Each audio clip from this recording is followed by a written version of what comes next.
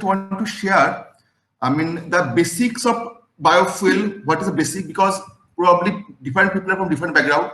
So I'll have a very quick glance on the basic of biofuel, biodiesel, and then slowly moving towards the how this biodiesel, is produced, what are the equipment associated, what are the, different technologies nowadays available, and finally arriving up into a business model. Like that first of all, let me tell you very frankly, I am from CSIR background, Council of Scientific and Industrial Research. So basically our research is oriented towards the development of industry, because our research doesn't lie in the lab only. It goes to the society, goes to the market, goes to the industry. So unless otherwise the total technology or total model is economically viable, probably people are not going to accept it. So our main target is to reach to the society, to the grassroots level. So this is what I am going to present in a time of probably 1 hour 15 minutes or 1 hour so, and rest 15 minutes or 20 minutes will be, I'll be available for answering the questions if you have anything. So in my last slide, I have given my mobile number and email address. So once the presentation is over, so even after that also, if anyone wants to contact me, definitely he is or she is most welcome to contact me over phone, over email, and over whatever. So first, just basic thing is that what is biodiesel? Biodiesel basically it's a substitute of diesel, which is methyl, ethyl, or butyl ester of any vegetable oil. It is known to probably everybody. This is a very simple statement. Biodiesel is a methyl, ethyl, or butyl ester of any vegetable oil. So now the background of using biodiesel, that in India, almost 84.7% of fossil fuel we are importing from abroad. It's causing huge import bill. So now with the mission and vision of our honorable Prime Minister, so there are 2-3 titles: Swachh Bharat, Atmanirbhar Bharat, import bill substitution. So all these things can be achieved partly by this biofuel activities. So in very short term, it is the ethyl, methyl, or butyl ester of vegetable oil, because ultimately it helps in depletion of fossil fuel reserve. Then it will reduce the burden on import bill. Environmental issues are there. So the basic theory is that it's environmental friendly fuel having lower emission. It has a high Seren number. Normally diesel is having Seren number in the tune of 48 to 51. But in our lab, we have got biodiesel, which is having Seren number of up to 57 also. It has inbuilt oxygen. That means it's completely burned. It has no sulfur, no aromatics. It completes the CO2 cycle. How? Because biodiesel basically it is diesel made from vegetable oil. So for the growth of the trees, it is consuming carbon dioxide, and that carbon dioxide again emitted to the environment. So that thus it is completing the carbon dioxide cycle. Then it has clean burning. That means it emits lesser pollution, like hydrocarbon, particulate matter, carbon monoxide is less. Of course, NOx emission is slightly higher, which has some solution also. It is renewable in nature, and no engine modification, but up to 20%. If I use B20, till then no engine modification is required. But if we go above that, then modifications are required, which I will come later. And it increases the engine life because it is having some self-lubricating property. So with this self-lubricating property, the engine life wear and tear is less, and the engine life is increased. So these are the advantages of using biodiesel. Non-toxic, of course, easy to handle and store. Because why it is easy to handle and store? Diesel is having flash point of around 57 to 60. That means above the temperature of 60, it may catch fire. But biodiesel is having flash point of 160 and above, minimum 120. So that means it is very safe to store and transport. So if you see the global scenario, normally in US and Europe, they are using biodiesel since long back. But they are having plenty of other edible oil sources like soybean, rapeseed, cottonseed, sunflower, safflower. So they can afford to convert those oil into biodiesel. But in India, we cannot think of using vegetable oil, because in India, total vegetable oil production is only 6.67 million metric ton per annum. So normally we are importing edible oil from outside. So we cannot afford the luxury to use this vegetable oil to convert into biodiesel. So see, that's biodiesel theory. Biodiesel has come into the picture since 2005 or 6 with the first planning commission report. But from that day, the journey was not that much easy. earlier it was thought that Jatropha, Karanch, Neem, Mahua, Sal, Jojoba, all these non-edible oil seeds would be converted into biodiesel, and it is easy also. But now scenario has changed, because now our target is to make biodiesel within 50 rupees. Because now with the government policy, what is happening? There is a very steady market where we can sell biodiesel, like oil companies, IOCL, BPCL, HPCL, then inner railways. They every year they come up with tender and they take biodiesel at a rate of 57 or something like that.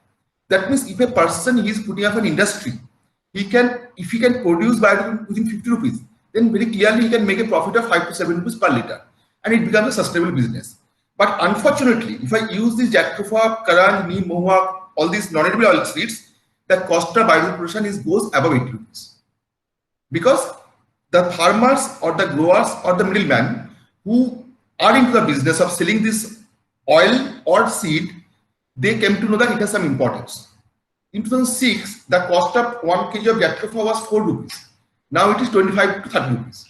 So if I cannot make biodiesel within 50 rupees, nobody is going to purchase from us. So that is why people now are shifting to some non-conventional third generation biodiesel sources, like algae, like any fatty acid, like palm fatty acid distillate, soya fatty acid distillate, stearin, palm stearin, rice stearin, soya stearin, or animal tallow. And another source is used cooking oil. As per FSSAI rule, a person can use the cooking oil for maximum 2 times. After that, there is a steady source that is called RUCO, RUCO. They are procuring, aggregating used cooking oil, and people are converting into biodiesel. So now in India, almost there are 1,000 biodiesel plants have been installed, and they are making steady business. So slowly, after the technical part is over, I'll come to the business part, how it is becoming a viable business model. So one thing is very clear that in India, in 2006, 7, 8, 9, 10, Jatropha, Karanch, Nagchampa, Neem, Rabar, Hem, Tung, whatever was there, it could be a viable option. But one fortunate thing is that in India, if I see the total biodiversity, in different parts of country, different type of non-edible oil sources are available. Like in UP, you will get sufficient Neem. In Chhattisgarh, you will get Jatropha. In Rajasthan, you will get Jatropha. In Northeast, you will get Tung. In Himalayan region like Kashmir, then Himachal Pradesh, Uttarakhand, you will get Hem. So if there is a proper way of collection and aggregation of the oil seeds, then probably the scenario could have been changed. We could have got biodiesel within 50 rupees. But things are not like that in actual cases. So now people are not that much interested in cultivation of this type of oil seeds. Rather, they are more into using of UCO or animal tallow or any fatty acid distillate. Like during the refining process of any vegetable oil, if we see, let's take a case of palm. Once we are refining palm, the palm oil which we are getting in market and we are making our sabjis and puris, we are getting 95 rupees per liter. But we can't afford. But during the refining process, there are certain derivatives like palm fatty acid distillate, which you can get at a rate of rupees 36 per kg. So that means obviously the person is going to convert into biodiesel with 45 rupees. Then we get stearin. Sir, can you just scroll your slide because it is not moving? Sorry? Your slide is not moving actually. Up side is only it is stopped. Okay. So that's why you can go to the slideshow in PPT and you can just show it. Just 1 minute. Just 1 minute.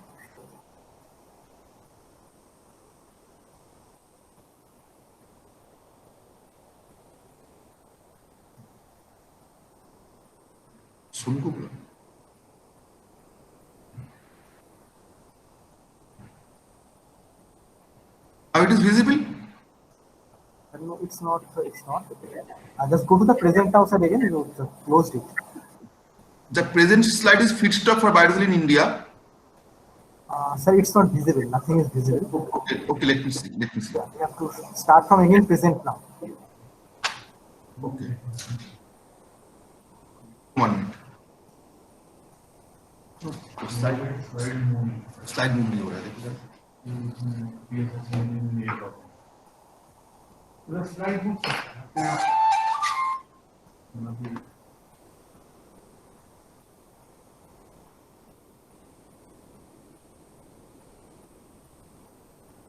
बस उस पे slide move नहीं हो रहा sir, या यहाँ पे नहीं हो रहा? वहाँ पे नहीं हो रहा वहाँ पे है। शेयर करो।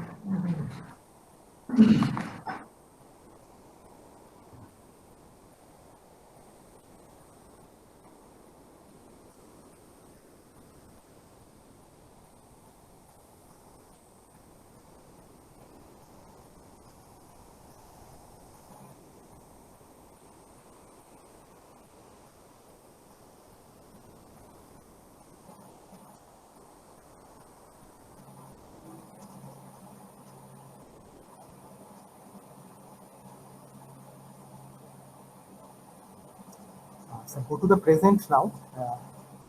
Right corner bottom one button is there, present now. If you click it, you will get three options. Your entire screen, a window or a Chrome tab. You just go to your entire screen. Again, your PPT will come.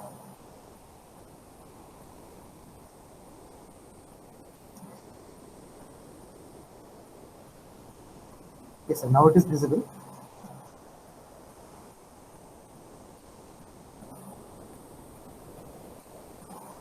Sir, kindly unmute your mic. Just muted your mic.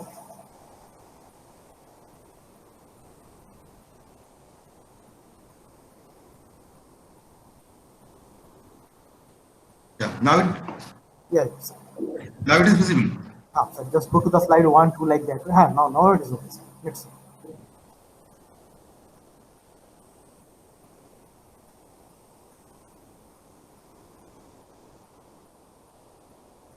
Yeah. Now it is visible. Na? Yes, sir. It is visible. Yeah, it is steady also. Yes, So in case of, that conventional oil seeds, if we see that Neem, Karanj, Kusum, Pilu, Ratanjot, Jojoba, there are a number of oil seeds across the country. So if we see the production in India, it is not very low. In fact, it can, substitute at least 5 to 10% of the India's requirement. But there is no organized way of collection. That is why people have shifted to the non-conventional sources. If we very quickly see that if we use the vegetable oil directly in engines, it has some good characteristics like better self-ignition characteristic, higher second number as I told, higher flash point I told, and it can be readily incorporated into the energy pool. So it is promising. But limitation is that the vegetable oil, it is having higher viscosity. Suppose in diesel is having viscosity of 2.9 centistroke to 3.1 centistroke, raw oil is having viscosity of almost 38 to 40 centistroke. So we cannot directly use the vegetable oil into the engine, and higher density also. So to overcome this problem, so the problem occurs with cold start problem, plugging and gumming of the fuel lines, filters, injectors, engine knocking, and ultimately engine failure. So this is, and ultimately what happens in the long term use, engine nozzles are choked, carbon deposit on piston and cylinder heads in the engine, dilution of the tank case oil and lubricating oil, excessive wear and tear on the rings, pistons and cylinder, and ultimately due to oxidation and polymerization, there is a failure of the engine. So this is the problem of using straight vegetable oil, SVO. So to overcome that, what we do, normally there are 3-4 processes. Like one is esterification, which is called the biodiesel production process, conventional. Number 2 is dilution with a lower grade viscous fuel. Number 3 is, heating. So the best way to convert oil into, lighter fuel is esterification, which is called biodiesel production process. It's a very simple process, as you know. Any vegetable oil in presence of some catalyst normally is potassium hydroxide or sodium hydroxide. If we go for basic catalyst, and reacts with alcohol may be ethanol, methanol, butanol, propanol. At temperature, it produces two things. One is ester, either methyl or butyl, that is biodiesel, and second one is glycerol as a byproduct. This is a very simple reaction. But problem is that this reaction holds good only when the free fatty acid content of the feedstock is less than 4 to 6%. Fortunately or unfortunately, all those oil what I have shown that like Jatropha, Karan, Neem, Muma is having viscosity less than 10%. That means we are able to convert this oil into biodiesel in a single stage. But what I told that nowadays non-conventional feedstock like animal tallow, UCO, then your fatty acid distillate, all these are having fatty acid content more than 10%. Even it may go up to 100%. So then what to do? Here comes the role of our technologist and to develop such technology which can handle these feedstocks at a profitable option. So in the process of simple esterification, there are so many, parameters like oil temperature, reaction time, molar ratio, catalyst concentration. All these parameters needs to be optimized to get the maximum yield and minimum input cost. So while if we see the total, technology movement from lab to society, we have to be very much cautious about the cost, time, and efficiency. So to achieve the best combination of these three, we have to optimize these things in laboratory scale. And after doing number of experiments, we optimize certain parameter set for a particular oil. Like for Jatropha, the parameter set will be different, from current it will be different, for Momo it will be different. So in fact, in our CMRI center, we have all the facility to cater all these experiments. Then another issue comes is stability. See, biodiesel is having there are three problems. One is oxidation stability, then thermal, then storage stability. Thermal stability is good for biodiesel because with temperature it don't degrade, but oxidation and storage stability. Normally, because biodiesel is having some, free fatty acid FFA, and it's having some inbuilt oxygen. So there is a natural tendency for oxidation and polymerization. So if we keep biodiesel for more than 6 months, and if it come into the contact of open air, there is a chance of oxidation, and as a consequence, what will happen? The viscosity will increase, and so it will make the fuel unsuitable to be used in any CI engine. So these things we have to take care while making biodiesel. And second thing is that there are certain additives like FOCC 40, Fe21N, which are normally used in diesel for increasing the stability. Those are compatible with biodiesel also. So that problem is solved. But problem with biodiesel is that biodiesel is having lower plugging point, cold filter plugging point, CFPP. So as a consequence, what happens? Suppose we are using biodiesel in Leh or Ladakh. So at certain temperature, there is a chance to make gum. So it clogs the engine, injectors and engine fails. So to overcome that problem, normally what we do, we are having some CFPP depressant. We mixed it in up to certain percent, like 10 to 15 ppm, and we get better results. So up to -5 or -6 or -10, biodiesel doesn't freeze. So that problem is overcome. So normally, once we make a biodiesel, we have to go almost 32 to 38 tests, like its density, then current viscosity, flash point, fire point, cloud point, copper corrosion, everything. And after passing this 38 test, and as per BIS 15605, the BIS standard, we have to be very much stringent about the quality of biodiesel. And if all the tests pass, then only we can give it to the customer that yes, you can take it, you can use it in your engine. 20% recommended, but you can go up to 100% also with certain modifications. So these tests are very much important for making a biodiesel come to the market. So this is a very simple process of making ester. What I said, that below 10% or 8% FFA, this process is very simple process. Like you have to take alcohol at certain percentage, like 6:1 molar ratio or 8:1 molar ratio, 1 to 2% or 3% is catalyst. Then with oil, it has to react for a certain time, like maybe 60 minutes or 45 minutes, and thereafter it is allowed to settle. There are two layers formed. One is biodiesel and another is glycerol.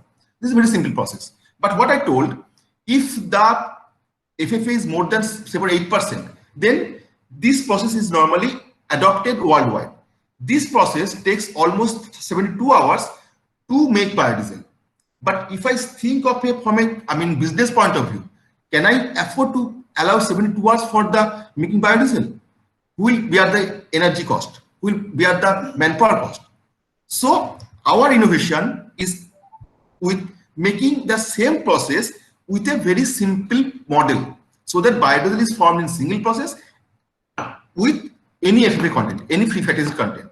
But we are very proud to announce, recently we have developed a biodiesel plant. I will show you later in my presentation, that it can handle any feedstock having a free fatty acid up to 100%, and making biodiesel in single stage with our patented technology, and the quality is ensured as per BIS and ASTM or DIN standard.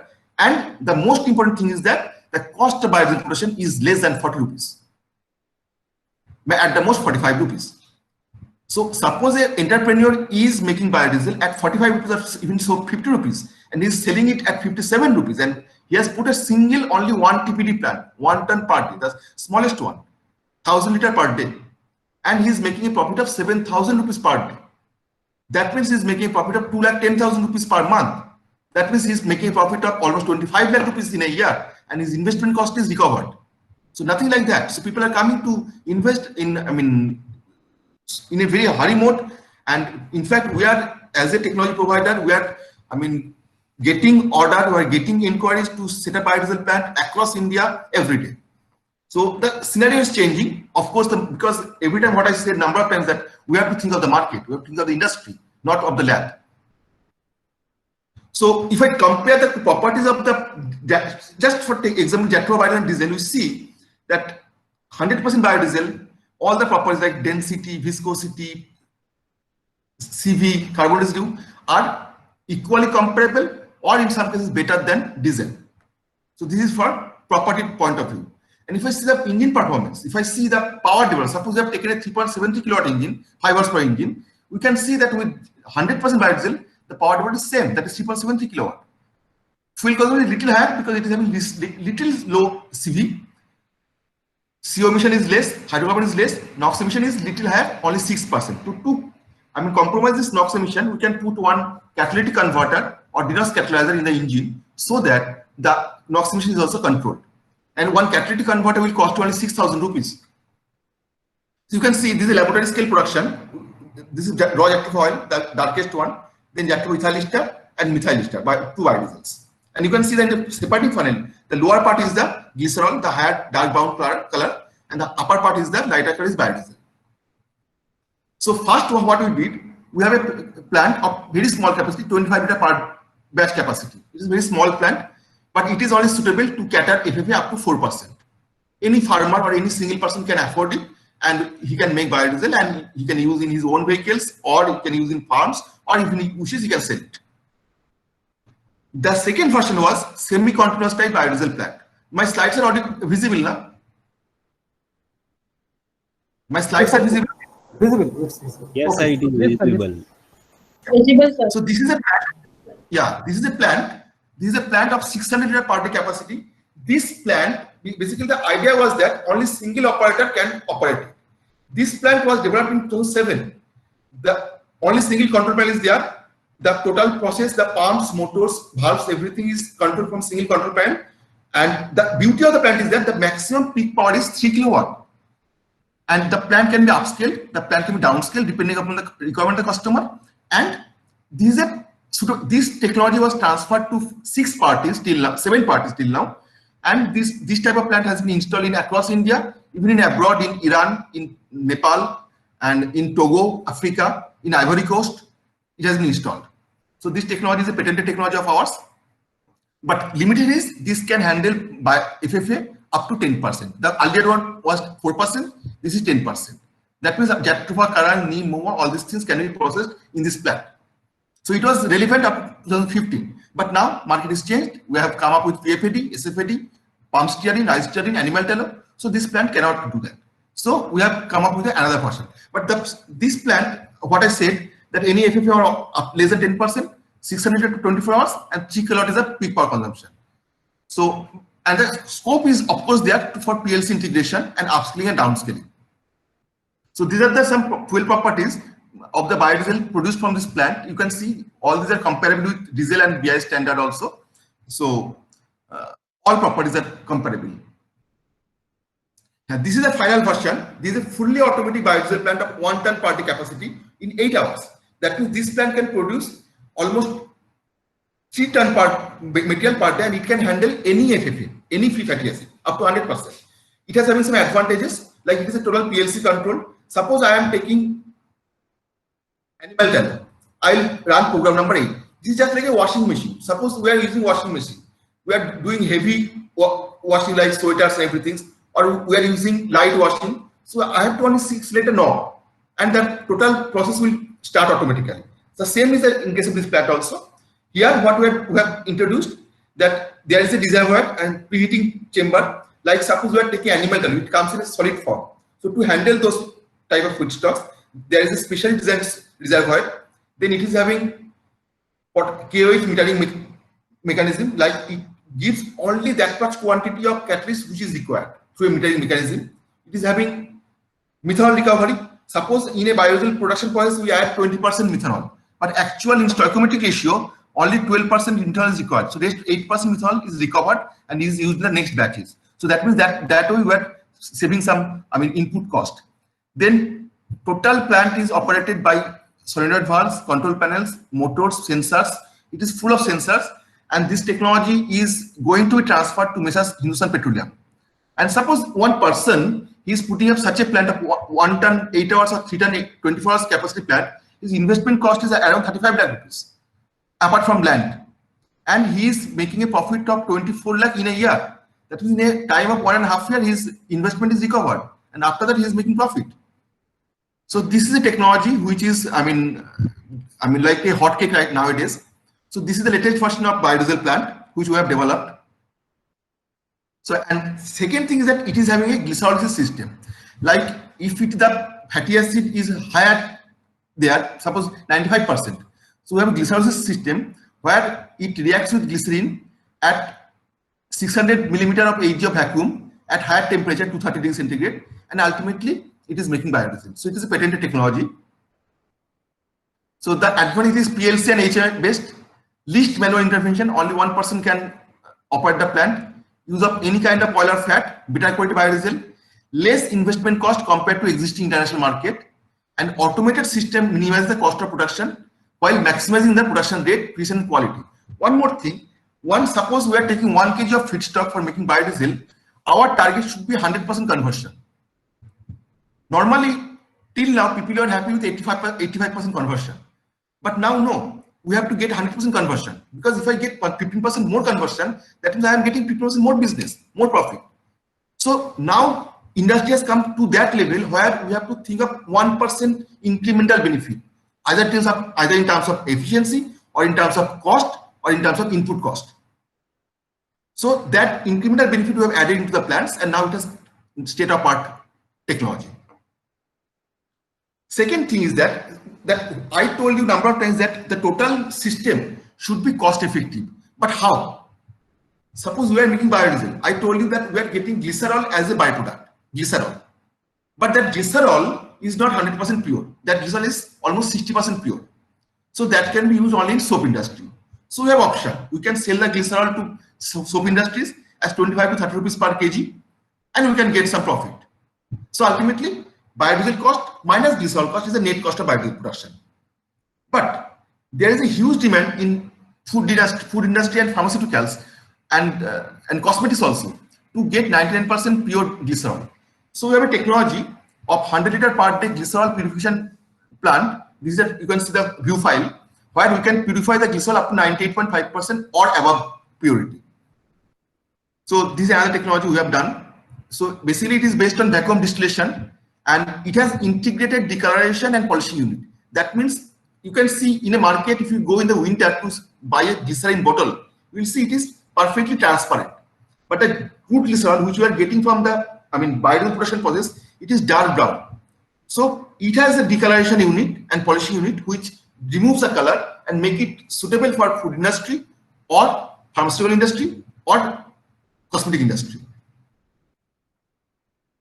Next, another point is coming, that suppose we are talking of Jatropha, carange, any tree-borne oil seeds.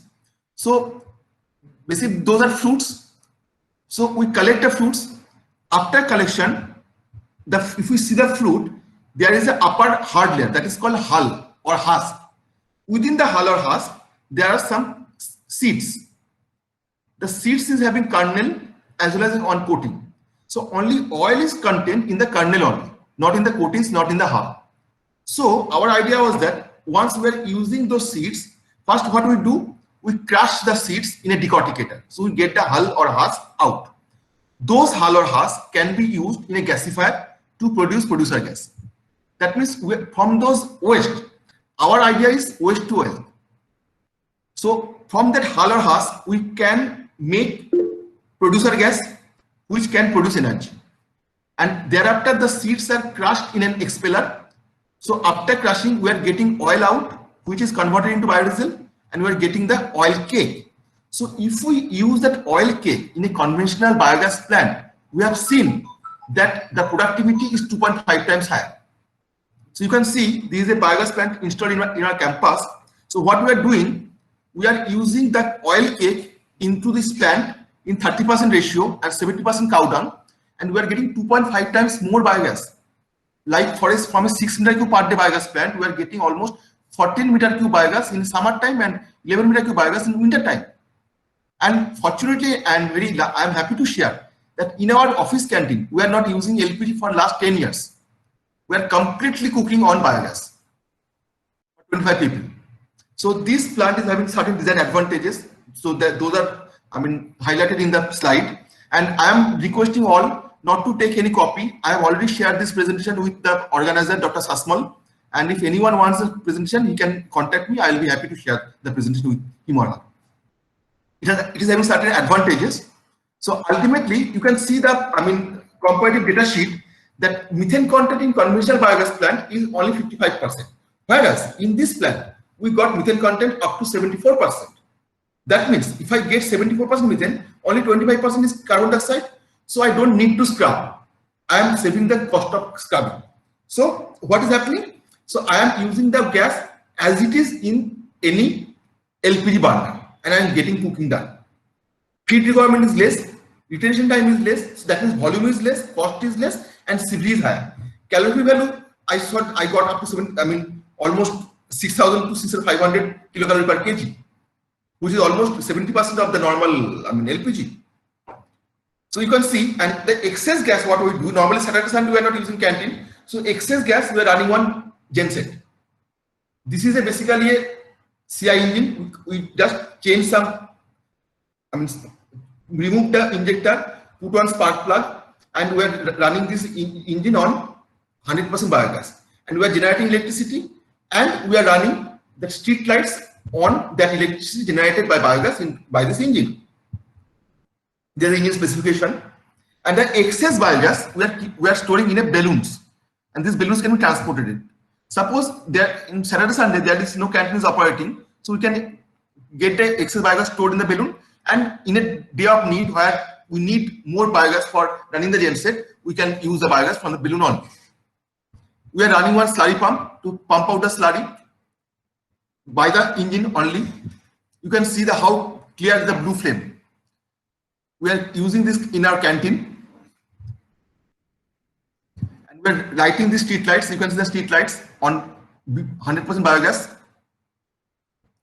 Next one is decorticator. So what I told earlier, that once the fruit is picked up from the plants, then we need to remove the hull or husk.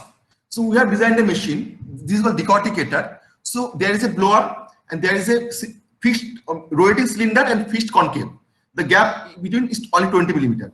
So if we put the fruits inside this drum, so this due to rotation and abrasion action, the upper layer, that hull will be removed, and we will be getting the only seeds. So those seeds can be put in the expeller, and we can get oil out of that. And those hull or husk can be used in making briquettes or making producer gas in a gasifier.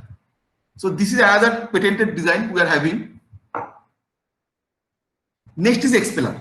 Expeller, we have an expeller. This expeller can extract oil from different oil seeds like Jatropha, Karang, Neem, Mahua, just changing the cone diameter, and it is having some advantage like water cooled chamber for temperature control crushing, automatic conveying system, two-stage container, and reverse one. So you can see this open book chamber. So as open book chamber, what happens if during the operation, if some clogging or jamming is there, very easily one operator can open the cage bar, and you can clean it and again reassemble it and run the expeller. So this is the our technology. Then we are having water cooling arrangement. Like during the crushing time, the temperature of the cage bar chamber should not go more than 70 degree. If it goes more than 70 degree, then there is a chance of clogging and jamming. So there is a provision of water inlet, and it cools the chamber and it exits. So that as a result, what happens, the expeller never gets jammed. And we have introduced one reverse worm. So there are basically in the spindle, there are 3 forward worms and 1 reverse worm. So as a result, in the final squeezing zone, we are getting maximum oil extracted. Suppose Jactropha is containing 35% oil, and with the normal convention expeller, I am able to get 25% oil out. But with the introduction of this reverse swap, I can get 28% oil. That means I am getting 3% more oil. So 3% oil, suppose one person is putting a 1 TPD expeller or 5 TPD expeller. So how much, extra benefit is getting in a day? So these incremental benefits ultimately improves the total efficiency of the system. So this is another technology. This technology has been transferred to 12 parties. Next one technology is briquetting machine. This is a very good technology. And in fact, this technology is transferred to one party from West Bengal in last week only. So the idea was that in Punjab, Haryana, Uttar Pradesh, this area, in the month of October to December, normally after the harvesting of paddy, very short time is available for the farmers to again, sow for wheat. So as a result, what they do, they just burn this on the field. It causes huge pollution to the environment. So our idea was that why not to make briquettes from those paddy straw. This is an automatic machine controlled by PLC. So what we do normally here, we do any paddy straw or any sugarcane bagasse, grass, dry leaves, whatever biomass you can get, you put it in the crushing chamber. It crushes into pieces like 1 millimeter, 2 millimeter sizes.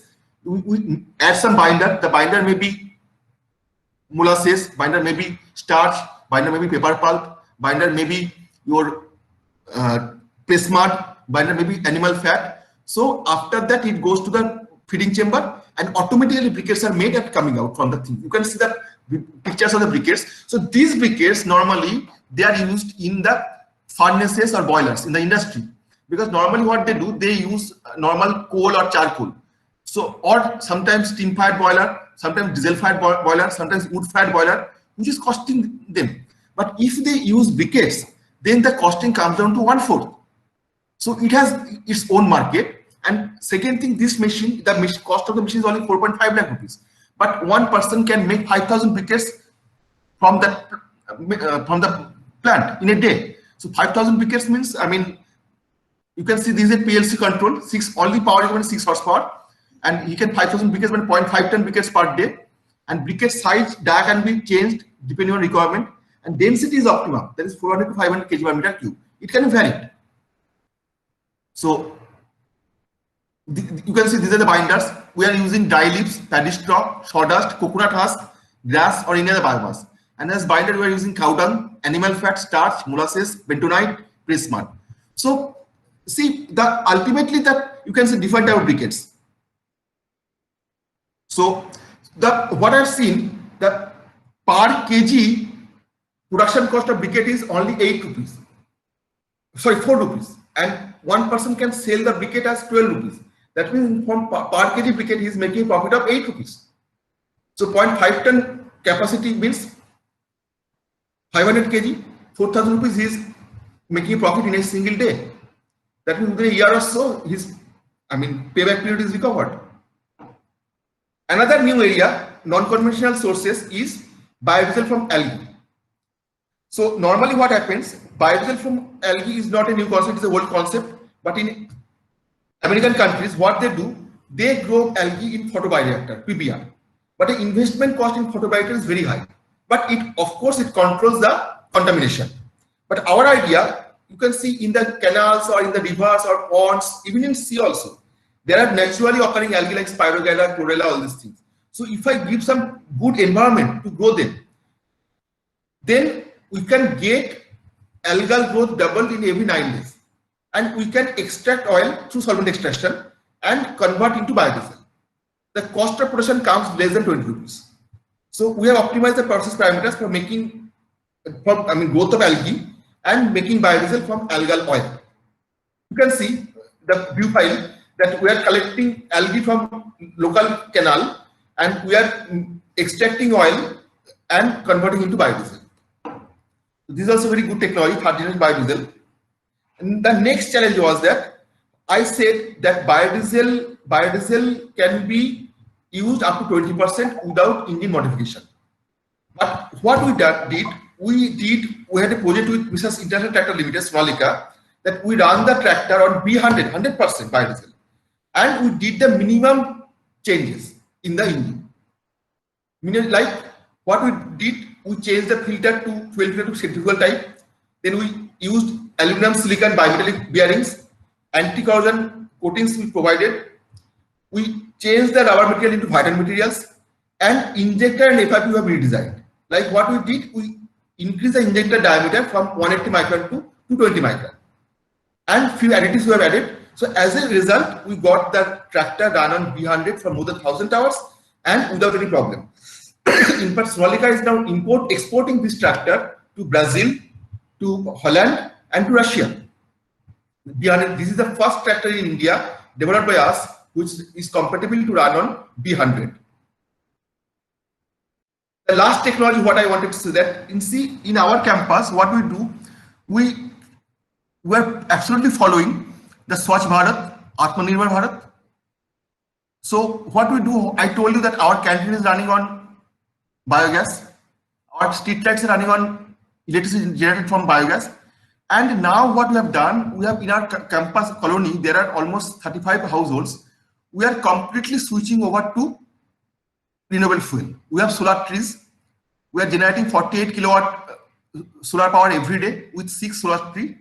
And we have a mini grid conversion system. So what we are doing, we are completely removing conventional electricity supply.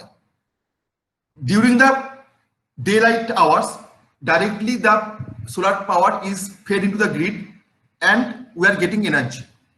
After the solar time is over, the battery is charged, we are getting power from the battery.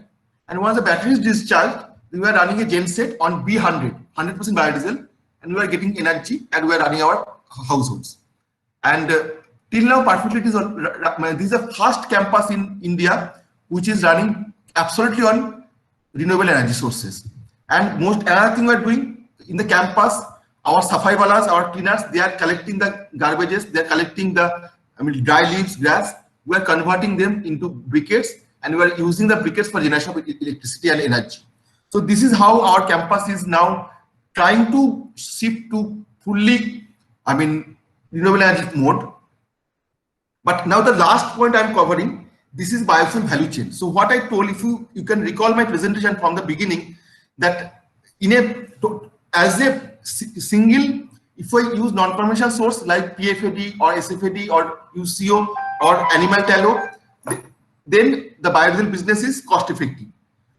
But if we go for conventional oil like Jactopha, Canal, Neem, Mohua, then also if it is the costing 80 rupees or 85 rupees, then also it is profitable. How? Because what I told you, we have the machinery set of everything. Like suppose we are getting the fruit, we are getting the thing done, getting the shell, we are using it in briquetting machine, or we are using it in gasifier and getting energy. Then what we are doing, we are processing the seeds and we are getting the oil out.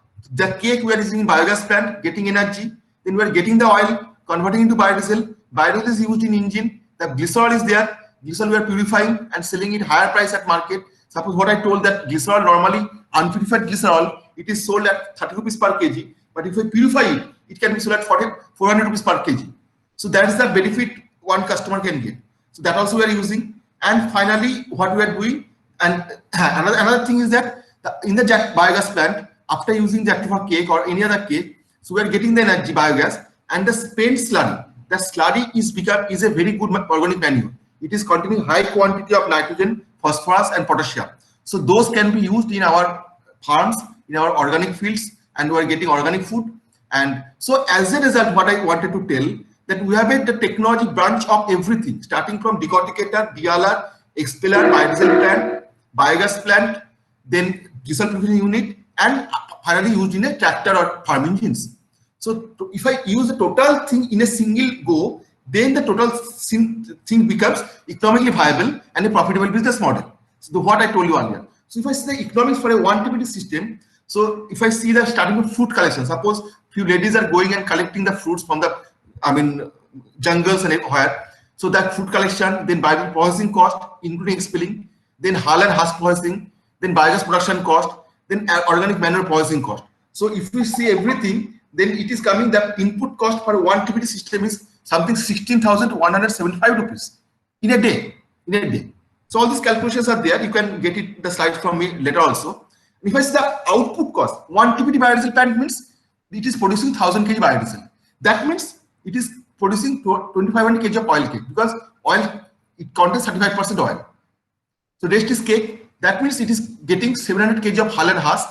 That means it is getting 800 meter cube of biogas and 2000 kg of organic manure. So if I calculate the output cost in terms of energy compared with diesel or petrol, I will see I will be getting earning 67,000 rupees from biodiesel, 32,000 rupees from biogas, 70,000 rupees from hull and husk in form of producer gas, and 4,000 rupees from manure. So total output cost is coming 1,25,000 rupees per day from a 1 TPD system, what the plant I have shown you earlier.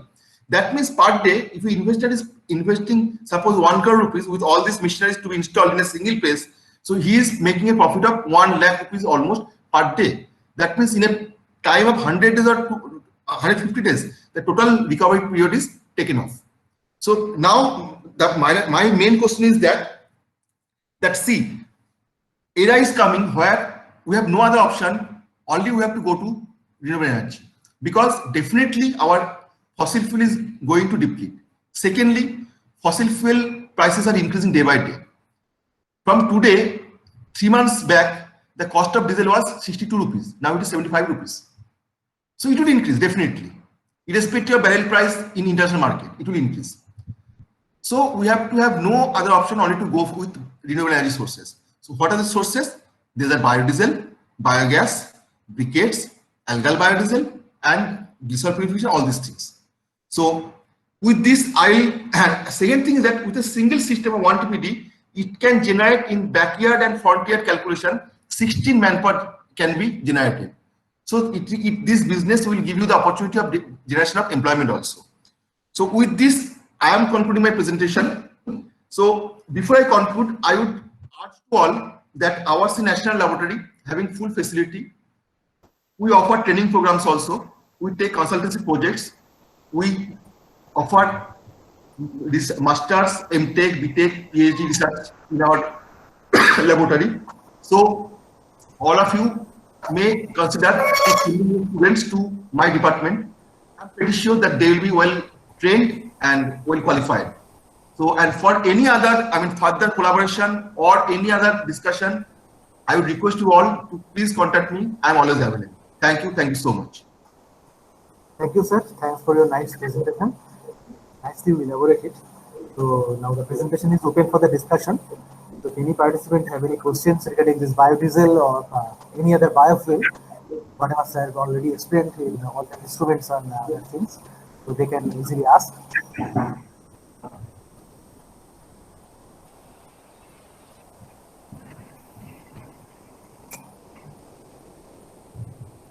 Hello, sir. I have a question.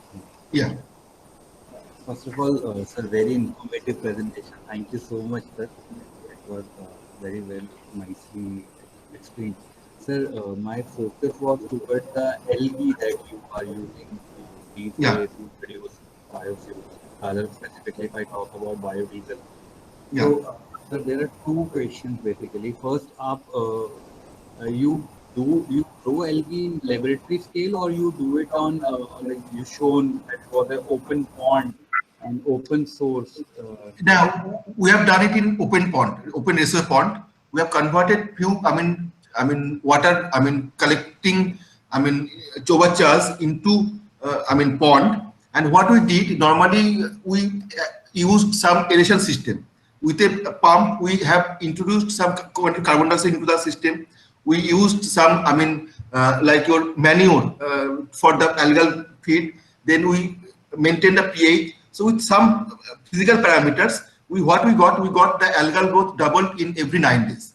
And then we extracted oil, and in a prototype level, not laboratory level. Why I'm asking, so why I'm interested in that, sir, is because don't you see there is a problem of having a different type of algae present because when you grow it in your lab or whatever confined condition, you know what kind of species you are with. So that doesn't affect you somehow. Because it's actually my idea was to take with the mixed algal culture. I was not bothered about whether it is Pyrogyra or it is Chlorella. I was wondering about the growth in minimum time with maximum oil content. That was my idea. Okay.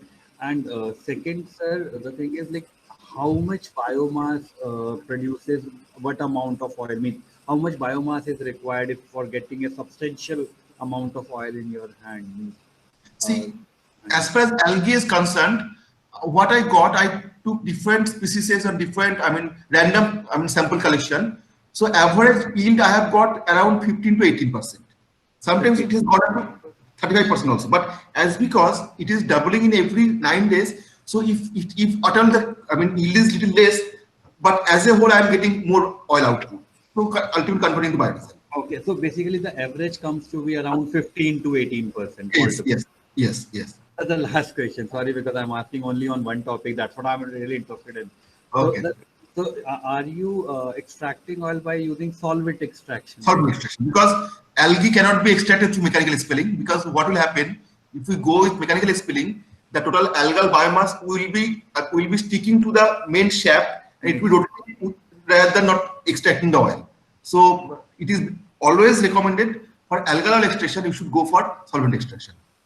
And are we using different solvents, or that is also like? We are using mainly hexane. Thank you so much, sir. Thank you so much for all the information. Yeah. Really helpful. Thank you.